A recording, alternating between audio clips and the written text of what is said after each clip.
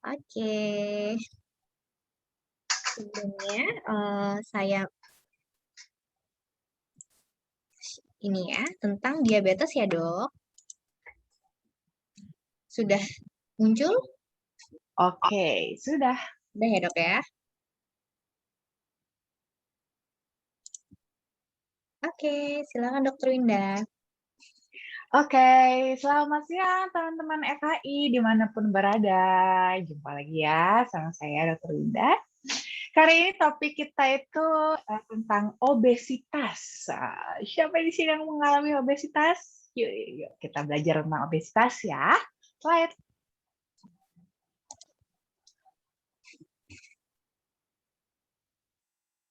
Oke, sekarang sebenarnya dikatakan obesitas itu kalau kapan sih gitu. Bukan berarti semua yang mengalami kelebihan berat badan sudah pasti obesitas. Tapi ada derajat tertentu dari kelebihan berat badan yang sampai tergolong terhadap obesitas ya. Jadi obesitas sendiri itu artinya dia terjadi penumpukan lemak yang berlebihan akibat ketidakseimbangan dari yang masuk ya, asupan yang masuk dengan yang dikeluarkan atau energi yang kita gunakan dalam waktu lama. Jadi bukan hanya dalam waktu sebentar saja ya, hanya sesekali gitu, sesekali aja lebih banyak yang masuk dibandingkan yang keluar nih, enggak. Tapi dalam jangka waktu yang lama itu terlalu sering kondisi di mana lebih banyak yang masuknya dibandingkan yang keluarnya. Nah, baik overweight dan obesitas ini juga memiliki resiko bisa mengalami diabetes, itu resiko bisa sampai 44%, bisa beresiko mengalami penyakit jantung iskemik dan juga cancer. Slide.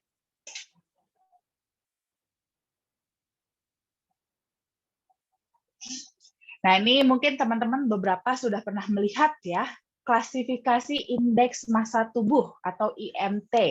Nah, jadi kita dikategorikan apakah kita sudah obesitas atau belum tuh dilihatnya dari sini gitu ya. Cara mengukurnya gimana?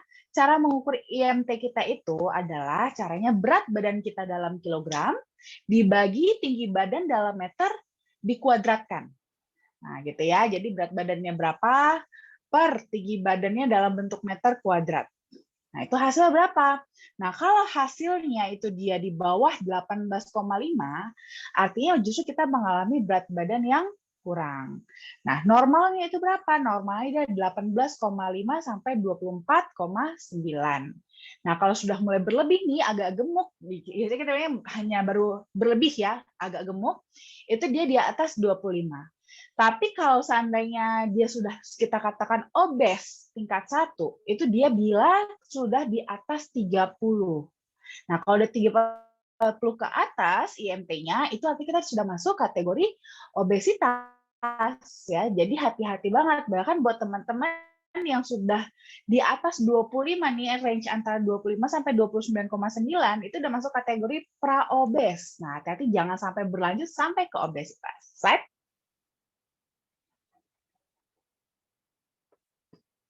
Nah, sekarang sebenarnya apa aja sih penyebab obesitas? Sering banget orang bilang sebenarnya genetik. Genetik, ya betul, ada faktor genetik. Tapi sebenarnya apanya sih dari genetik ini yang akibatnya justru menyebabkan kita obesitas? Sebenarnya tidak hanya sekedar faktor sifat dari sel-sel kita sendiri, tapi juga memang perilakunya juga yang biasanya diturunkan dari orang tua kita yang mengalami obesitas kepada kita anak-anaknya, sehingga tidak heran kalau kita anak-anaknya juga ikutan obesitas juga. Nah, kita seperti mungkin teman-teman boleh melihat ya di rumahnya masing-masing seperti apa. Biasanya kalau umpamanya orang tuanya mengalami obesitas, cenderung gaya makannya seperti apa sih? Nah, biasanya kan memang sudah terbiasa, mungkin porsi makannya besar, terbiasa aktivitasnya kurang, seperti itu. Akibatnya, anak-anak, namanya anak-anak ya, pasti akan meniru orang tua. Orang tua akan melakukan apa, biasanya itulah yang akan diikuti juga oleh anak-anak. Nah, anak-anaknya juga akan jadi sama, ikutan juga makannya berlebih, terus juga apa namanya aktivitasnya juga kurang, olahraganya kurang, apalagi anak-anak zaman now ya. Nah, anak-anak zaman now atau orang tua zaman now justru kadang-kadang sukanya justru anak tuh kalau makin gendut makin lucu. Nah, hati-hati loh ya. Hati-hati, kebiasaan ini justru kalau dibiarkan secara terus-menerus sampai nanti dia dewasa malah semakin sulit untuk diturunkan berat badannya dan bisa berakhir menjadi obesitas. Dan belum lagi ditambah lagi anak-anak kita zaman sekarang itu sangat apa ya, seperti bisa dibilang tuh erat banget sama gadget. Nah, ya kan, main gadget terus, main game terus, akhirnya aktivitas fisiknya kurang, olahraga kurang, main-main di luarnya kurang, itu akan semakin meminimalisir energi yang dikeluarkan, sehingga proporsinya untuk asupan yang masuk jauh lebih tinggi dibandingkan yang keluar energinya, sehingga penumpukan ini dalam jangka waktu yang panjang bisa berakhir dengan obesitas.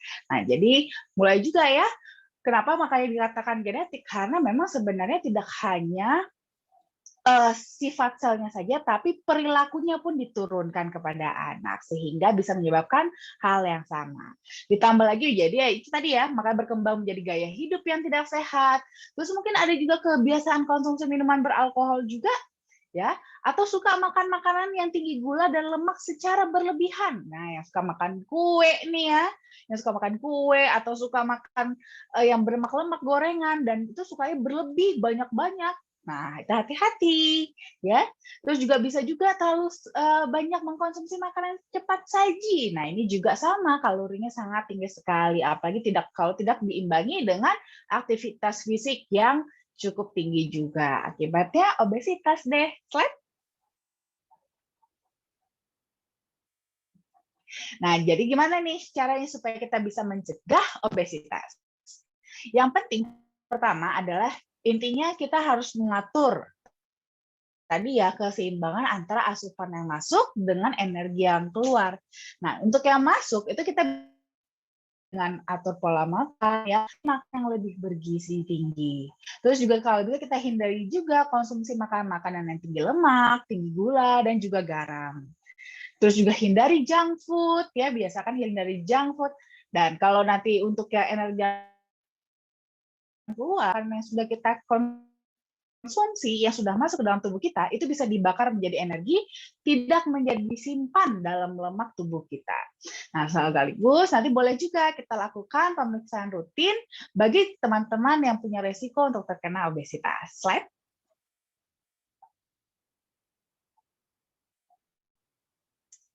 Nah, terus habis itu flavonoid sendiri apa sih manfaatnya untuk obesitas? Ternyata ada teman-teman penelitiannya bahwa kalau kita mengkonsumsi sekitar 690 mg per hari katekin selama 12 minggu, itu berat berat badan itu bisa berkurang kurang lebih sekitar 3 kg. Dan dia juga dapat mengurangi lingkar pinggang hingga kurang lebih sekitar 3,3 cm dan juga mengurangi persentase lemak tubuh sampai kurang lebih 1,5 kg. Jadi sebenarnya lumayan banget sih asalkan kita rajin ya konsumsi flavonoid yang mengandung katekin sebanyak 690 mg per hari itu juga bisa sangat membantu sekali untuk menurunkan berat badan kita. Slide. Nah, selain itu juga flavonoid ini juga diduga dapat berpotensi sebagai antiobesitas karena di dalam flavonoid ini dia memiliki antioksidan yang bisa bekerja sebagai penghambat lipase pankreas sehingga juga dapat menurunkan nafsu makan kita. Selain itu, flavonoid juga dianggap dapat meningkatkan kinerja kita pada saat latihan, juga bisa meningkatkan oksidasi lemak dan juga bisa mencegah obesitas sendiri. Slide. Nah, untuk flavanol FHI, ini dia memiliki 80% kokoa flavanol yang diambil dari ekstrak biji kakao. Slide. Nah, flavanol ini dia merupakan salah satu dari 6 kategori flavonoid yang juga merupakan subkelas dari polifenol. Kandungan flavanol yang tinggi pada kokoa ini itu bisa terbukti secara klinis sangat bermanfaat sekali untuk fungsi kardiovaskular kita. Jadi kalau kita mengkonsumsinya dalam jangka pendek, itu akan terjadi pelebaran pada pembuluh darah kita. Dan kalau kita rutin mengkonsumsinya dalam jangka panjang, kita akan dapat memanfaatkan untuk manfaat antioksidannya. Tapi teman teman-teman, tentu aja ini tidak dapat kita nikmati begitu saja ya. Untuk mendapatkan kandungan flavanol yang tinggi ini juga nggak gampang, harus menggunakan metode ekstraksi yang tepat. Slide. Nah, ini kita sudah ada studi klinis yang sudah kita patenkan. Salah satunya adalah untuk diet. Nah, ini yang pasti teman-teman nih demen banget ya. Saya sendiri demen ya untuk yang ini. Karena ternyata dari hasil paten ini, itu dari penelitiannya itu menunjukkan kalau ekstraksi kokoa itu bermanfaat sekali untuk menurunkan berat badan dengan cara meregulasi ekspresi gen dalam memetabolisme lemak. Sehingga nih kita punya sel-sel tubuh kita itu, metabolismenya tuh lebih meningkat. Sehingga lemak-lemak yang tersimpan dalam tubuh kita itu akan lebih terpakai untuk dihasilkan menjadi energi. Nah, dengan begitu, simpanan lemak kita jadi semakin berkurang, dan energi kita bisa semakin bertambah sehingga kita bisa jadi semakin aktif dan lebih bertenaga lagi gitu ya. Slide. Tapi tetap ya teman-teman, kalau mau diet tetap aja jangan nanti sudah dibakar nih lemaknya sama flavanol tapi makannya tetap banyak deh, sama aja ya, tetap tidak seimbang antara yang masuk dengan yang keluar. Nah, selain itu kita juga sudah dapat scientific opinion juga dari EFSA atau European Food Safety Authority. Ini dia merupakan otoritas keamanan pangan Eropa ya, seperti kalau di Indonesia itu adalah BPOM-nya. Nah, di sini itu kita sudah bisa mengklaim bahwa cocoa flavanol itu dapat membantu memelihara elastisitas pembuluh darah kita yang nantinya akan berkontribusi untuk mendapatkan aliran darah yang normal. Slide. Jadi kira-kira dikonsumsinya cukup 5 gram aja sehari, itu bisa membantu memenuhi kebutuhan tubuh sehari-hari. Tapi seperti tadi hasil penelitian, untuk teman-teman yang ingin konsumsinya untuk diet, itu bisa mengkonsumsi itu sekitar 10 gram setiap hari. Ya, 10 gram setiap hari itu bisa membantu untuk meningkatkan metabolisme lemak kita supaya tadi pembakarannya lebih aktif. Nah, 10 gram ini boleh teman-teman konsumsinya 2 kali 5 gram atau 1 kali 10 gram. Boleh ditambah? Boleh saja, disesuaikan saja dengan kebutuhan masing-masing ya. Terima kasih. Baik, terima kasih Dokter Winda untuk seminar kesehatannya. Luar biasa sekali ya Dok ya untuk presentasinya. Sebelum dibuka sesi tanya jawab melalui kolom chat ataupun melalui dengan menyalakan mikrofon, ada beberapa informasi dari SAI. Banyak.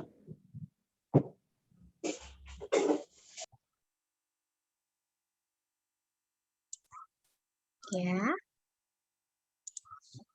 Bahwa sudah muncul ya, bahwa nanti malam kita ada bisnis talk bersama Ibu Aci jam 8 malam melalui Zoom ya. Kemudian untuk yang mau ketemu sama Dokter Winda hari Sabtu tanggal 27 Maret jam 10 pagi di daerah Bogor, Jawa Barat di Ruang Khadijah Masjid Az-Zikra Sentul Selatan. Kemudian tanggal 28 Maret kita juga ada bisnis preview bersama Ibu Lisa Anggreni dan juga Bapak Rudi Irwanto. Sama tempatnya di Masjid Az-Zikra Sentul Selatan Bogor, Jawa Barat. Kemudian tanggal 28 Maret kita juga ada bisnis preview bersama Ibu Sri Suhesti dan juga Bapak Umar di Resto Alam Pasundan jam 2 siang. Nah, kemudian kita juga ada seminar kesehatan lagi tanggal 30 Maret acaranya jam 2 di Aeon Mall Cakung. Tiketnya berbayar 25.000 dan juga ada lucky draw-nya handphone Samsung, cocoa flavanol dan hadiah menarik lainnya.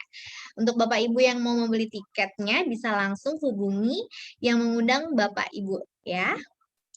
Oke, Dok, kita langsung buka tanya jawab ya, Dok ya.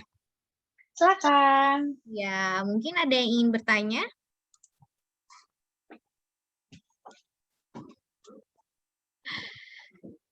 Bisa melalui kolom chat atau dengan menyalakan mikrofonnya.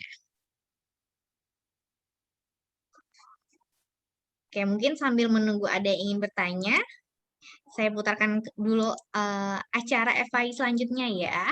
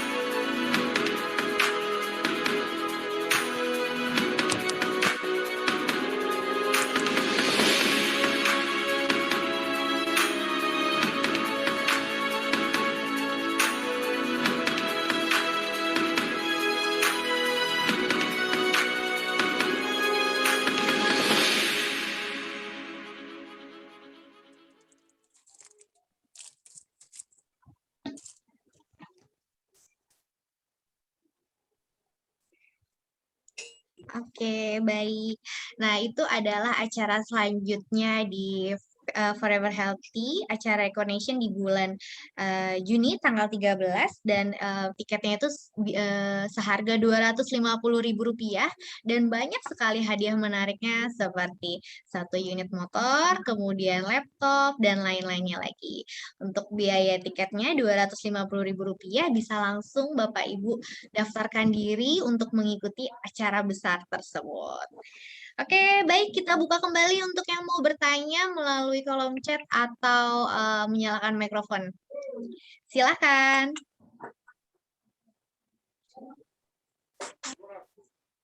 Halo.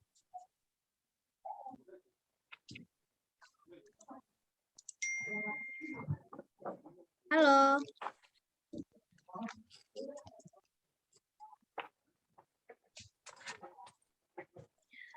Oke, mungkin kita putarkan kembali video ya.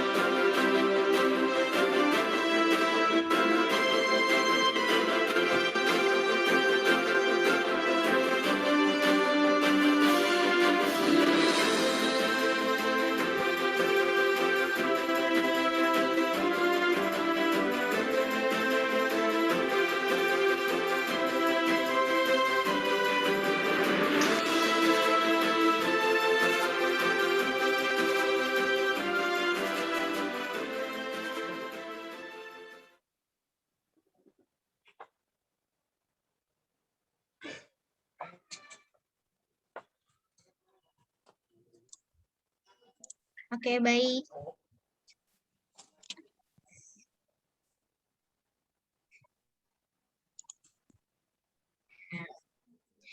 Oke, Dok, sudah ada yang bertanya? Kita langsung aja ke pertanyaan ya. Oke. Dari Ibu Yeni. Dok mau tanya, apakah untuk orang kurus nanti minum flavanol bisa tambah kurus lagi nggak? Enggak, tenang aja. Yang udah tidak berlebih simpanan lemaknya sih nggak akan tambah kurus lagi kok. Tetap aja seperti biasa. Karena kan fungsi flavanol tidak hanya sekedar untuk menguruskan berat badan, tapi masih banyak sekali fungsi-fungsi lainnya. Dan bahkan fungsi utamanya itu lebih ke untuk pembuluh darah. Jadi tetap nanti akan menjadi fokus utamanya adalah untuk pembuluh darah kita terlebih dahulu. Nanti kelebihan dari flavanol yang sisanya yang lain yang tidak terpakai untuk pembuluh darah kita baru digunakan untuk yang lain-lain termasuk untuk tadi regulasi lemak atau metabolisme lemak seperti itu. Jadi tenang aja ya. Oke, baik. Kemudian dari Pak Wahyu Riansyah, izin bertanya, profil dari produk flavanol sejak kapan ya ada di Indonesia? Kalau flavanol itu sudah ada di Indonesia itu sejak tahun lalu ya. Tahun lalu 2020. Sekitar bulan September ya kalau nggak salah. Iya, mungkin nanti bisa dibantu sama pihak manajemen ya, Dok ya. Iya. Mungkin ada yang online di sini. Oh, ada Pak Ferdi. Halo, selamat. Iya, ada. Oke. Ada Pak F. Ada Pak F ya. Ya, selamat siang Bapak Ibu semua. Mengenai kapan flavanol ada di Indonesia, kita mulai jualnya sejak bulan September 2020 kita jual. Tapi sebelum kita jual, tentu saja kita eksperimen ke karyawan-karyawan lebih dulu yang jadi kelinci percobaan. Setelah aman, terbukti aman dan berkhasiat, baru kita berani pasarkan. Tentu saja setelah ada izin-izinnya lengkap dari BPOM ya. Ya sekian ya, Bu Diana ya. Oke, baik. Terima kasih Pak Effendi. Oke, kita lanjutkan kembali ya dok ya. Untuk Oke. Pak Banindo, izin bertanya dok, kalau pas lagi sakit mah boleh tidak konsumsi Kocovalafanol? Silakan. Boleh, tetap nggak masalah. Kalau lagi sakit mah boleh konsumsi flavanol. Cuma nanti konsumsinya pas setelah makan ya, jangan sebelum makan supaya tidak menjadi semakin perih mahnya. Jadi nanti makan dulu, habis makan langsung minum flavanolnya. Boleh kok kayak oke gitu. Oke, terima kasih dok. Mungkin ada yang ingin bertanya lagi melalui kolom chat atau dengan menyalakan mikrofonnya?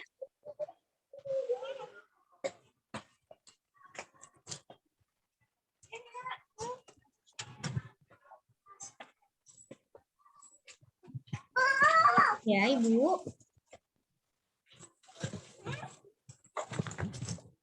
Halo, Ibu.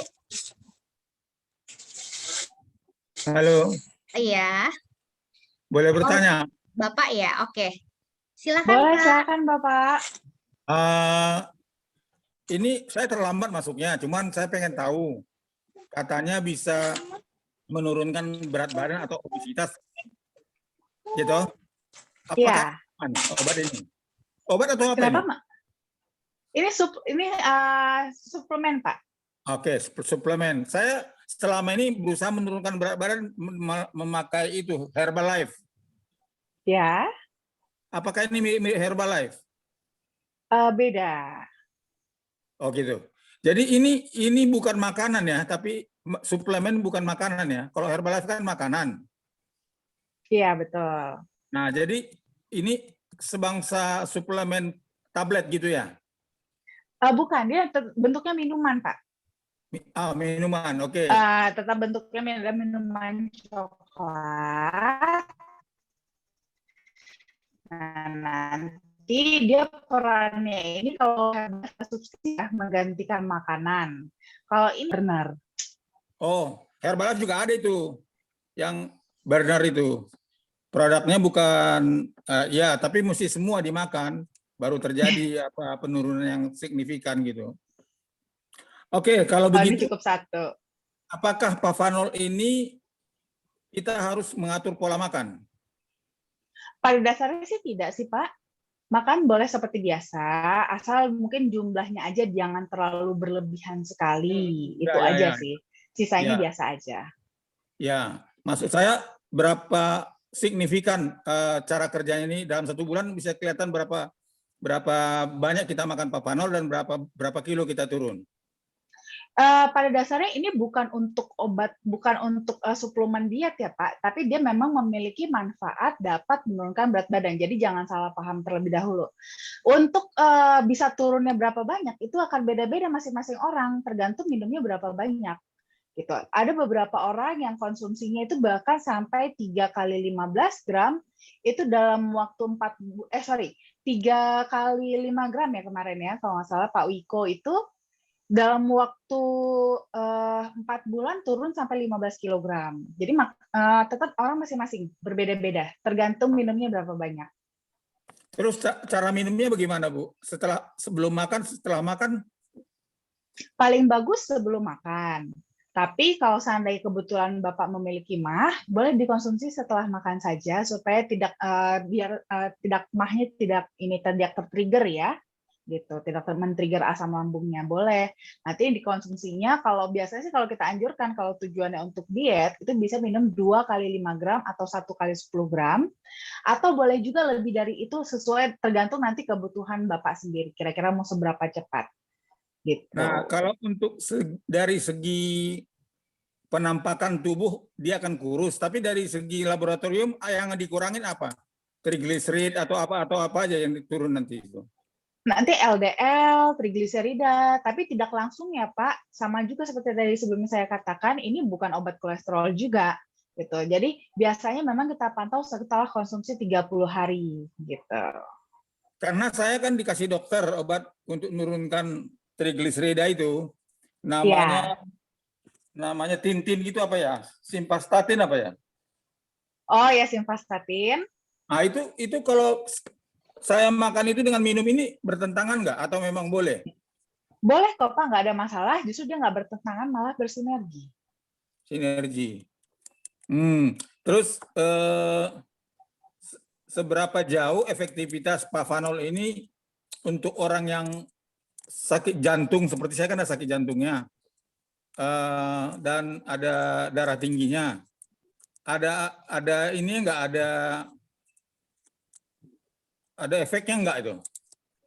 Justru sebenarnya paling berefek itu justru untuk yang memiliki masalah dengan penyakit jantung, hipertensi, stroke, justru yang seperti itu, Pak. Makanya kenapa memang kita bisa mengklaim cocoa flavanol itu memang sangat bermanfaat sekali untuk elastisitas pembuluh darah. Di mana kalau pada kasus-kasus hipertensi, jantung, stroke, di situ kan pembuluh darahnya kaku. Makanya tekanan darahnya tinggi.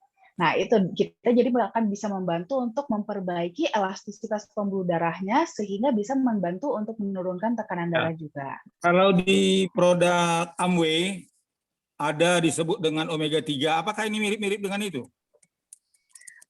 Mirip, tapi nggak sama juga sih. Beda tempat kerjanya, Pak. Berarti ini terbuat dari tumbuh-tumbuhan atau dari lemak binatang atau dari apa ya? Tumbuhan, kan kokoa, Pak. Kokoa. Iya. Coklat. Coklat. Ada juga kafe ya. Maksudnya? Ya ada juga yang bilang kalau menurunkan berat badan pakai bahan kafe gitu. Namanya kafe Bilka gitu, kafe jantan. Oh, kurang tahu, Pak. Tahu ya. Baik, Pak Lubis. Mungkin kalau Jadi gini Bu, terima kasih atas keterangannya. Saya akan ikutin terus. Iya. Nanti kalau kira-kira bagaimana cara memperolehnya akan saya akan catat gitu. Iya. Bagaimana cara memperolehnya? Apakah melalui multi level ataukah kita bisa beli langsung? Gimana? Silahkan Bu. Saya nunggu. Pak Lubrit ya, iya Bapak bisa langsung menghubungi yang mengundang Bapak atau bisa langsung datang ke kantor Forever Healthy. Ya, ditunggu kedatangannya ya Pak. Di mana itu? Kita ada di Tomang Pak kantornya. Walah jauh ya, saya ke Bekasi. Bisa pakai online? Atau Bapak ditanyakan aja ke yang menghubungi Bapak aja, yang Pak. Menghubungi yang Bapak nge-share Bapak link ini. Yang share saya dokter ini yang bicara ini siapa namanya? Hah? Saya tidak ada share apa, Pak. Ya dokter juga, ada dokter orang Batak atau siapa namanya? Ya, ditanyakan aja ke dokter tersebut. Oh gitu ya, makasih. Iya, betul. Saya kira orangnya itu. Saya terlambat, maaf, saya terlambat masuknya. Oke, baik. Terima kasih, Pak. Yang undang. Baik, kemudian kita lanjutkan kembali ya dok ya, dari Pak Yohanes. Yang Dokter Winda, detoksifikasi itu datangnya hanya sekali saja atau bagaimana? Khusus untuk kita yang sudah minum cocoa flavanol. Terima kasih dok. Oke, detoksifikasi itu bisa terjadi lagi Pak. Karena kan memang pada dasarnya tubuh kita akan terus melakukan detoksifikasi.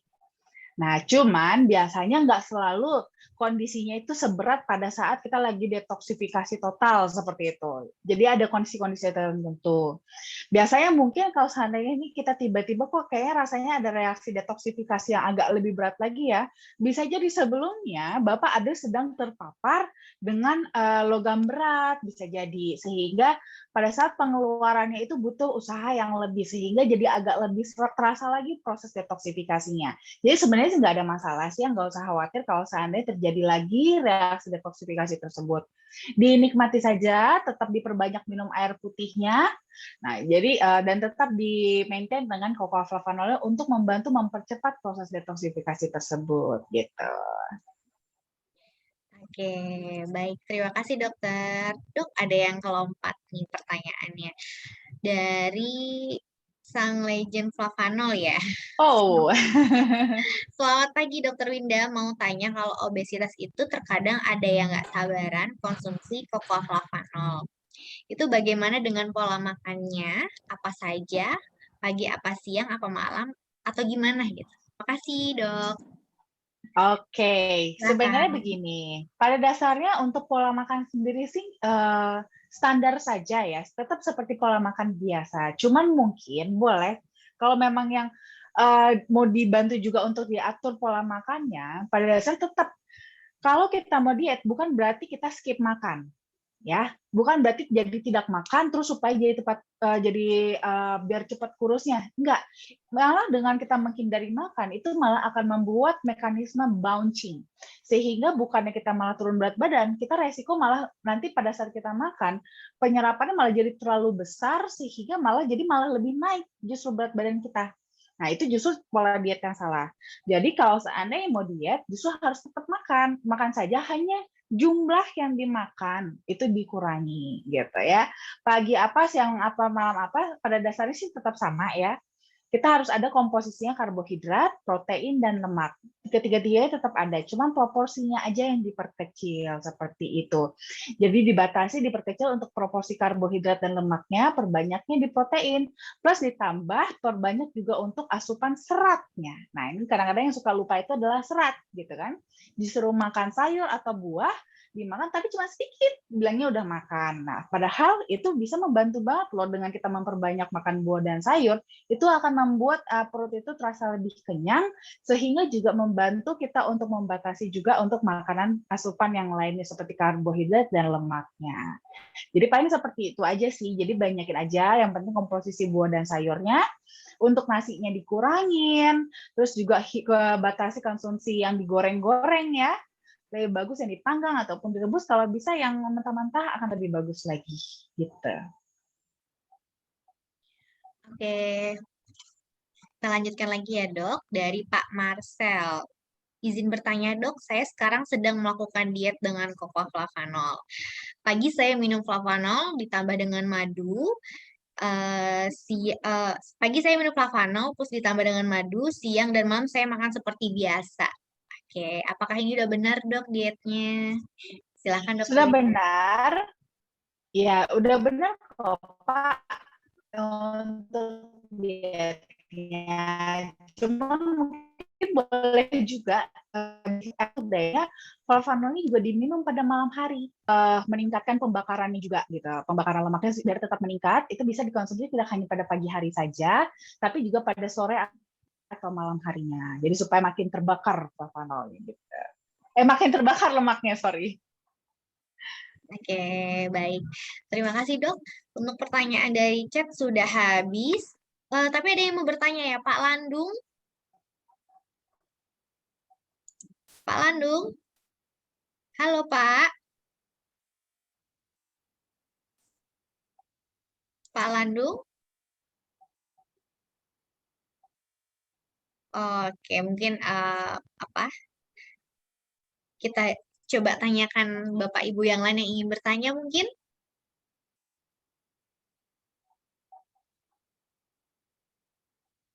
Sepertinya sudah tidak ada ya, Dok ya. Sepertinya sudah cukup. Hari ini pekerjaan saya cukup santai ya. Iya, nanti kita ketemu lagi di hari Kamis ya, Dok ya, dengan tema yang sama, cocoa flavanol untuk obesitas di jam 8 malam. Bapak Ibu bisa mengikuti kembali acara Zoom seminar kesehatan bersama Dr. Winda.